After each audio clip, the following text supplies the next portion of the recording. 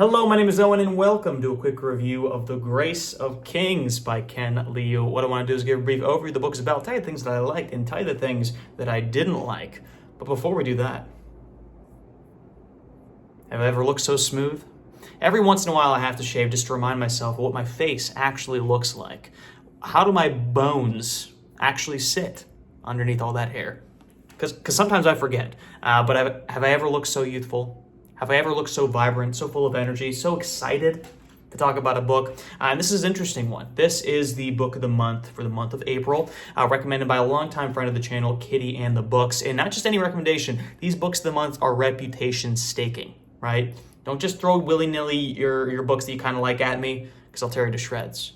And if I had to describe this book in one word, it would be ambitious. And I think that the things that I really, really like about this book can be ascribed to that ambition, and the things that maybe didn't work so much for me were ascribed to that ambition as well. But as for an overview, this is an exploration. This is a fantasy novel, kind of based on Chinese history and mythology a little bit, but it's kind of like steampunky as well. So it's got fantasy, but it's also got like airships and stuff like that. So it's a little bit of science mixed in with this Asian fantasy flavor, I would say. So then it's an exploration of this continent after the death of the emperor, right? He's kind of a tyrant emperor. A power vacuum is created, and a lot of people try to fill that void. And we follow two main characters mostly, Kuni and Mata, and they kind of are major players in this new world order, so to say, and it takes place over many, many years. A lot of time jumps, even some flashbacks, a lot of jumping around with character POVs and timeline stuff. And it's not the longest book I've ever read. It's around 600, a little over 600 pages, but it covers a lot of ground in that time. And yeah, like I said, it's ambitious. It's very, very ambitious. What are the things that I really, really liked about this book? Because overall, just to give my overview thoughts, I did like this book. It was kind of a breath of fresh air because of how unique it was in its tone and its ambition. However, that's not to say that I didn't have some complaints with it, but we'll get into those. The things that I did like, I think the character of Kuni is a fantastic character, and he is definitely the one we spend the most time with, and that's great news, because this book does do a lot of jumping around. You'll be with these characters, you'll be developing a relationship with them as a reader, and then we'll jump to the other side of the continent to a random king and his ambitions, or the advisor and his ambitions and his betrayals and little plots there.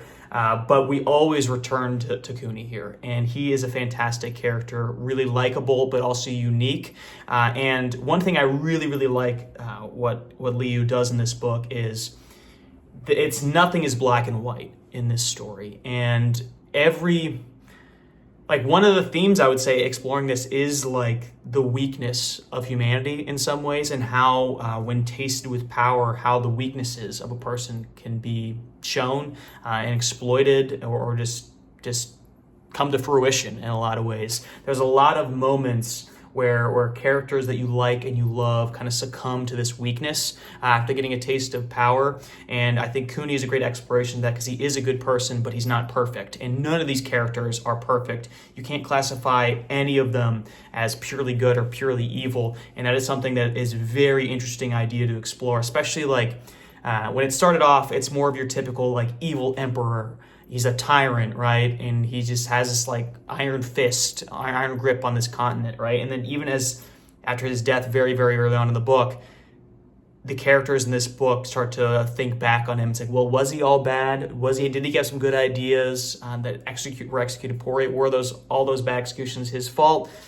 It's a very, very nuanced look at how empires rise and fall, and political leaders and stuff like that, which I feel like is a lot more realistic to modern day politics and modern day leaders, or even obviously historical leaders, historical emperors and kings and stuff like that, because it's not all black and white, and it's all so complicated. And Liu has a great grasp on the complications, even if it's two people that trust each other a lot. What would drive a wedge between them? Well, distance, and if there's a general and one's in war and one's staying back at home, the king, and they don't communicate as much, miscommunications, how that can sow distrust. all these small things that aren't really explored in a lot of fantasy novels, just because like it's complicated and it's messy too, and it leads to some moments where you're like, wow, like these guys were friends. Like for example, these guys are friends for a long period of the book, but then all of a sudden they betray each other, right? But he does a great job setting up that betrayal and why like distrust is sown and maybe greed and how that plays a part in it.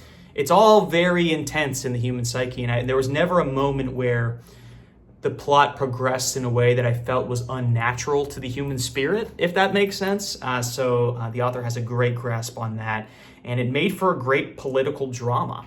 But that being said, on the flip side of that, there is so much ground to cover, and the scale of this world is massive. There's a lot of little states and kings and their own leaders, and the sub-leaders in the leaders, and we kind of brush over all of them, and we get a taste of all of them, but it is a brush. And I think the problem with that is it leads to a little bit of unfocusedness, especially in terms of setting. I had trouble in my head differentiating what each of the little sub-kingdom states, I didn't really feel like they had their own unique flavor to them. And because of that, a lot of like the less important leaders, the less important kings they brush on, they all kind of blended together into a mush in my head.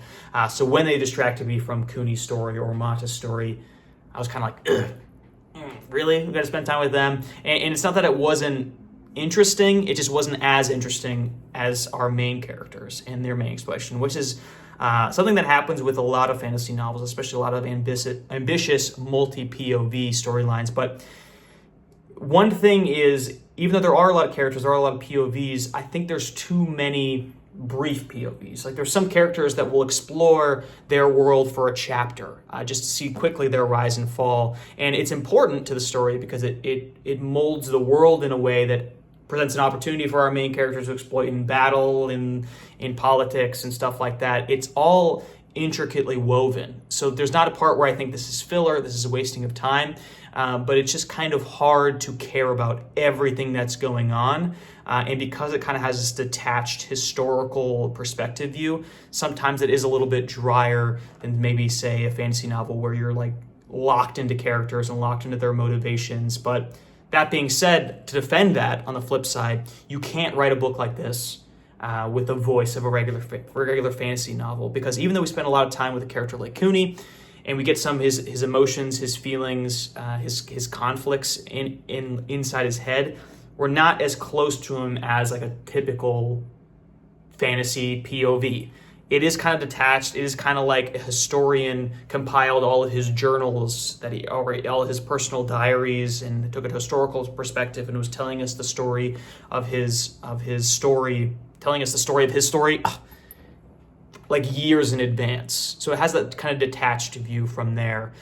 So if you were really tight with him, you would miss a lot of like the political intrigue that he wasn't directly involved in, and I get that, but it just posed for an interesting read, and it does take some getting used to. I think reading a lot of fantasy books, there isn't one quite like this. I would say books like Malazan are comparable in terms of scale and ambition in a lot of ways, but the voice of The Grace of Kings is very unique, and it does take some getting used to, especially like with this historical filter almost. You'll be reading a scene where like a political leader is assassinated, and then you'll read about how the city is changing after that assassination culturally, right? But then in order for that to make an impact, the author will also tell us about how it was when the political leader was still alive, so that to differentiate. So we'll kind of flash back to that. But then it's also, there's characters who are older, right? So they'll reminisce on how the city was even before the political leader took control. Like, for example, like the emperor at the beginning, we know the continent how it was when he was alive. The story explores how it transforms after his death. But we also have characters who remember how it was before he was alive. So it's not just we have all these subcontinents and all these cities. We have the cities now, the cities, the emperor, the cities pre-emperor, and it's just a lot for us to be explained to, right? And it's so much information that I couldn't immerse myself in it fully, right? This is a 4-book series. It is a multi-book series, so this world is explored deeper in later books, I'm sure of it, but there's so much history to it. You almost need a separate addendum book just exploring the continents at different time periods. And if you really want to like Game of Thrones, A Song of Ice and Fire, immerse yourself into this world and cultures, because I would say that comparing like those two books, like Grace of Kings and A Song of Ice and Fire books, those kingdoms, those sub-places, those settings have their own distinct feel, where I felt like at Grace of Kings, like I said, they kind of all blend together in that way.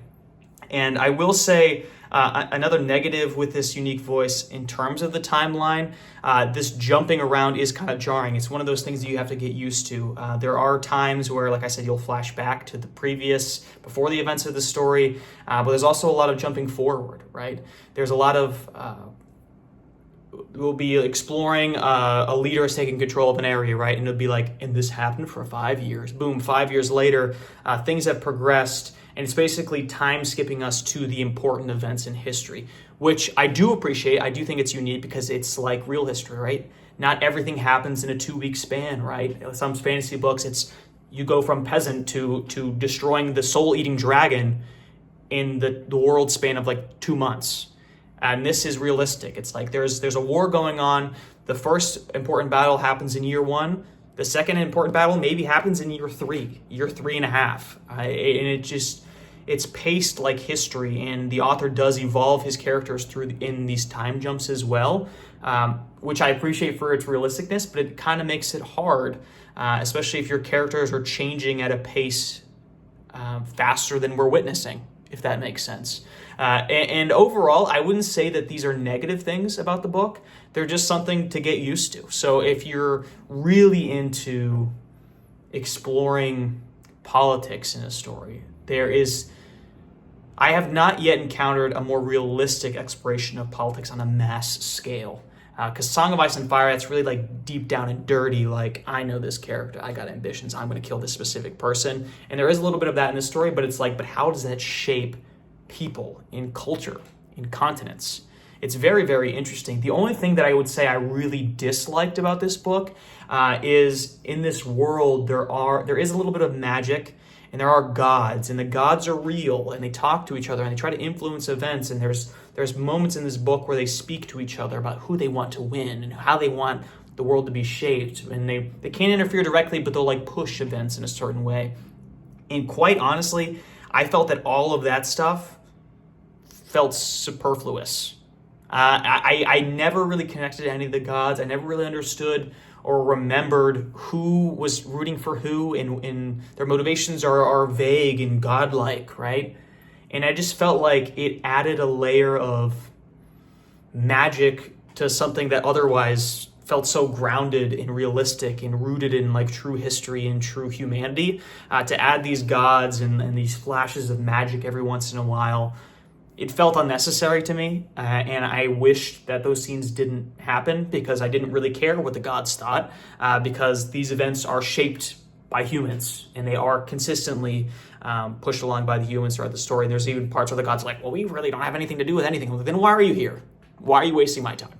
That was the only thing that I would say I disliked. And in the grand scheme of the 620-page book, it's a minuscule proportion of the book is dedicated to these gods and their whimsical natures. But it was interesting. Some of my favorite parts were exploring the humanity of these characters and their weaknesses. Standouts like Kuni and his wives, and Mata, I think, was a character who suffered from the time jumps, in my opinion, and without getting into spoilers, it's kind of hard to explain why I feel that way. But in the beginning, I feel like we stuck to Kuni and Mata more closely, and then as things expand in scope, we kind of lose the touch a little bit of Mata, which is another thing that I wished I cared about him a little bit more throughout the story. And another thing about the time jumping scale is because it covers such a width of time,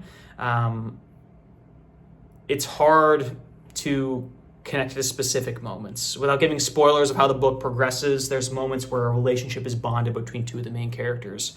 But as you read the book, the majority of the book is exploring the falling out of that relationship, if that makes sense. And the falling out is so much longer than the time that they were together, because of the years jump and how much the world changes. I just felt like the conflict kind of muted itself because they're spending so much time. Not only just we were there before they met, we were there when they met, and we were there when they fell out of each other's good graces. But because we're covering so much time, the time where they were actually friends is so minuscule to me. So I think that's a problem with exploring so many years. So this book almost could have been not longer, because the books don't need to be longer, but if you would have explored, like, there's different, and it's hard to, without getting into specifics, there's kind of different eras in this book that we explore of this history of this continent. And if this was a 10-book series where one book was the first era in this book, we could have got maybe a little bit more deeper, kind of a little bit more akin maybe to a traditional fantasy sense in terms of how close you are to the characters, which maybe that's what I was just preferring in my head. But that being said, I think this is a unique voice, and I have to give credit to the author for writing such a unique book in that way. In terms of will I be continuing the series, honestly, I have no idea. Kitty in the book said that you could read this as a standalone. I tend to agree. I feel like I'm satisfied with that story. I'm not itching to get back into it because it ends on a note where you can walk away from it. So maybe I'll come back to it, but I won't be in any rush to. And it was a very unique book, and I did enjoy myself, and I'm glad I dipped my toes in something a little bit different. And sometimes you got to do that, and I enjoyed myself. But that's all I got. Be sure to like and subscribe if you like the video and you want to see more like it in the future. And as always, thanks for sticking around.